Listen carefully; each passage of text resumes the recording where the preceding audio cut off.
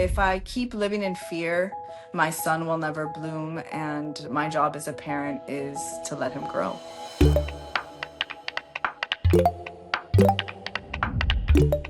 Hi there, and welcome to I Changed My Mind, the series that normalizes what the changing mind looks like. I'm Brooke Sebold, a filmmaker, a storyteller, and a relentless believer in our capacity to grow. We talk a lot about polarization these days, but not enough about what it takes to bridge that divide. How we grow, how we unlearn, how we make room for new ways of seeing. This is one of 5 episodes we're producing in partnership with PFLAG National, the largest organization in the U.S. dedicated to supporting, educating, and advocating for LGBTQ+ people and those who love them. Today's story is about the kind of transformation that ripples across generations. Ria grew up in a traditional Catholic Colombian household.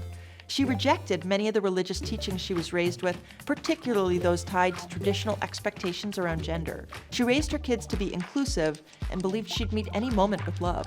But when one of her kids came out as trans at 13, her first reaction wasn't support, it was fear. What she didn't expect was that her son's courage would lead her to re-examine a part of herself she'd quietly buried decades earlier. My name is Ria, and I've changed my mind about what it means to fully embrace my family and myself. I'd love to just start at the very beginning. What kind of values were you raised with, and how did that impact how you raised your kids? I was born in Colombia. I immigrated here when I was 5 years old. I was raised Catholic by a single mother who was very strict, guided me to be a good girl, do what you're supposed to do, go to school, graduate, marry a good man, have kids, like the whole perfect little picture, right? How did that influence what you shared with your kids and how you raised them? You tell me to do something, I'll do the opposite. So I questioned it a lot. I studied gender roles. I have a degree in psychology, sociology, and anthropology, and understanding the concept that gender roles are socially created was huge for me because I never truly felt super girly. I never really conformed to those gender roles. So you're coming from this really open place of having kind of done this work despite this very traditional background. What was that moment like for you when Kane came out as trans? Denial, actually, which was very surprising to me, right? That I was like, no, you're a girl. And it was this almost like a rejection for me, like I made you like this. And that internal struggle with me because my beliefs were like, not that, right? Like, not that. How old was Kane when he came out as trans to you? When he was 13, he told us that he was a boy. His father and I basically were like, that's not who you are. That's not real. I defaulted back to what am I supposed to do as a mother? Where did I fail? And it's you question yourself as a parent. And then he met someone that was trans.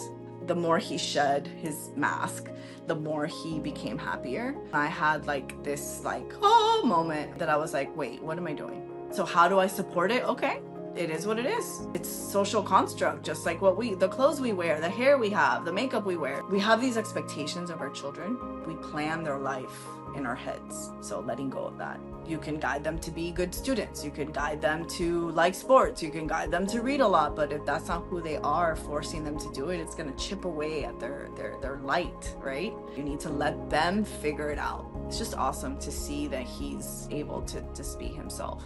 I hear you saying that it was denial, that that was sort of the reason why you had that initial reaction. It also sounds like there might have been fear involved. Oh yeah, absolutely. Yeah, fear for what's going on in the trans community now. Our political climate is terrible. The future for him to be able to defend himself, for him to be able to trust people. It's hard enough being a kid. So now we're gonna add the layers of being transmasc. But I want him to be able to live his truth so he has a happy life. That's our job as parents, to create your children for the world, not for yourself. What is it like parenting a trans son right now in Florida? His big thing is I sound like a girl. I want to be a 15-year-old boy. I don't get to be a 15-year-old boy. So I'm like, okay, so how do we get to be a 15-year-old boy without hormones? Because we live in Florida, so I can't get hormones legally. He has a hard time with that. Is that something that you would do if that were a legal possibility? Yeah, absolutely. I think I would. I think if it supports his mental health and his living his true self, then why not? It's his life. That's the scary part. That's a part of release as a parent that you're like, okay, how do you go? And can you talk about how Kane coming out as trans helped you kind of find your way to your own truth? that's the fun part of this, let's say, right? So in my own journey of transformation, the conversations that we have with Kane and Arya is my second, are very deep, and they're very about gender construct and sexuality, and we have really honest and open conversations. And then the conversation happened, they're like, well, Mom, you're bi. And I was like, what, excuse me? I'm not bi. They're like, yes, you are. I'm like, huh? The questions were like, Mom, have you ever kissed a girl? Yes. Mom, have you ever liked a girl? Yes. So you're gay. Oh, okay. And it's just like my 10-year-old and then my 14-year-old then telling me this, and I'm just like sitting in the car like,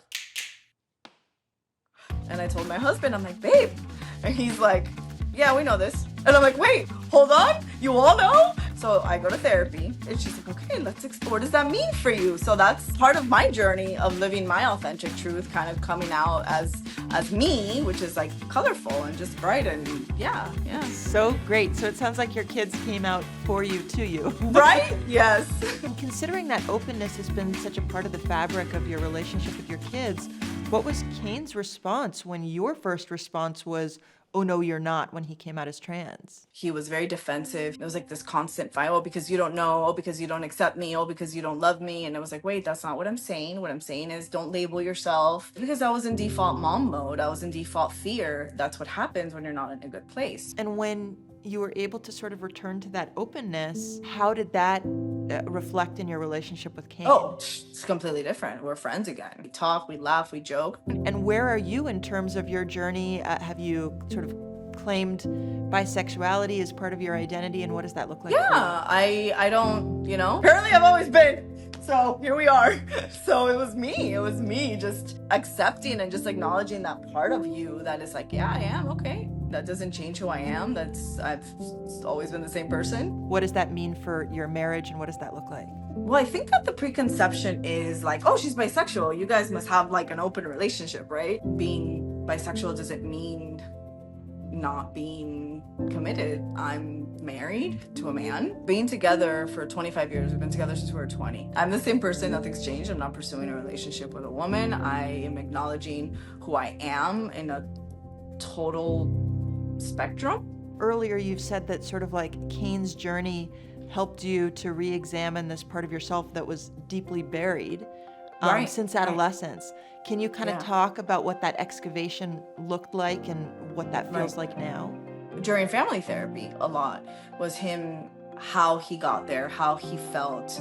Those questions I brought home to me. You have to accept your past. So in high school, I had a best friend who was my girlfriend on the side, basically. I was in a relationship with a boy, and she was in a relationship with a boy, but she was my girlfriend. And it was very secretive and very, I felt dirty after and guilty, and I remember praying, but I liked her. Like I liked her. So those little things are like little seeds. We often think that these things just come, right? No, they grow and they grow. And I think Kane being able to say at 14, I'm a boy, and I can't say at 46, I'm bi. It's kind of like, okay, come on. I'm just curious, like, what it was about Kane's bravery that sort of helped you claim this part of yourself that you always knew to be true. I saw when he was like taking his eyelashes off, taking his earrings off, taking the blonde off. Like I saw the happiness come out.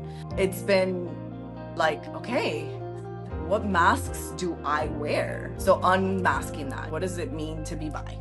What does it mean to be, nonconformist to gender roles? My calling, my work in life is to help people transform. Inviting people to come and find their authentic selves here, that's what I want. It's just what I'm supposed to do.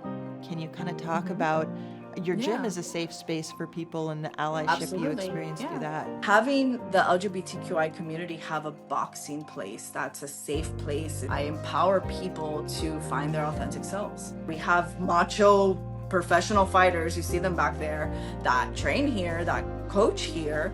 This is what you're going to see here. You're going to see neurodivergent people. You're going to see LGBTQI people. We have a little homeschool community at the gym now. We're connecting with a company called Safe Schools that, we're going to teach self-defense for this LGBTQI community. That's what we want. We want these kids to feel empowered, that they have places to go, that they can be themselves. We have 6 kids that are neurodivergent, non-binary, trans, gay, they're teenagers that are exploring. So here they feel feel safe doing that. I'm just sort of imagining this homeschool of like 6 trans and non-binary kids learning how to defend themselves in Florida. Yeah. That's pretty And revolutionary. strength training. We want to empower kids. We want to empower teenagers to know how to defend yourselves, to be aware. Knowing your traditional background, are you open to your family, and who do you choose to be No, open hi to? everyone, I'm coming out.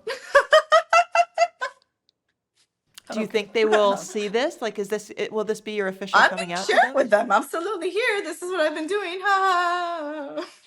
I don't care. It doesn't matter. I'm 46, man. Like at this point, it's yeah.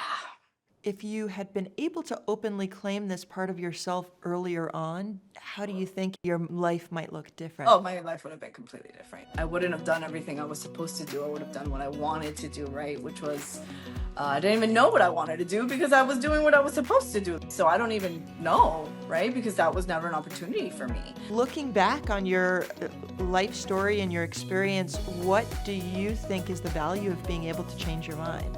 Just knowing that, man, not everything is fixed, right? Not everything is just black and white. There's different ways of seeing things that changing your mind is essential for you to grow. What does pride look like, being both the parent of a trans child and also being a proud bisexual person? Shiny! My kids are living their truth. They're open enough to talk about whatever comes up, and I'm able to shine too. And just doing that has kind of like raised me up. So now that I'm shinier and brighter and happier, I can help somebody find that too.